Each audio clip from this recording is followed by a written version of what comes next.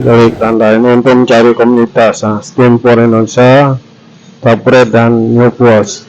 Ini pengaturannya adalah kita melihat ini yang mengatur untuk bagaimana kita bisa menggunakan tag BOOM Steam 25. Maka perlu penghargaannya 25% ke new, dan kita ini diketik saja 25%, kemudian kota pertama ketik 0, kemudian kota kedua ketik saja Steam for Indonesia untuk membagi penghargaan 10% untuk Steam for Indonesia, kemudian tinggal diklik save saja ya. Setelah diatur 10% ini klik, jangan lupa kota yang kedua ini klik 10%, lalu di save.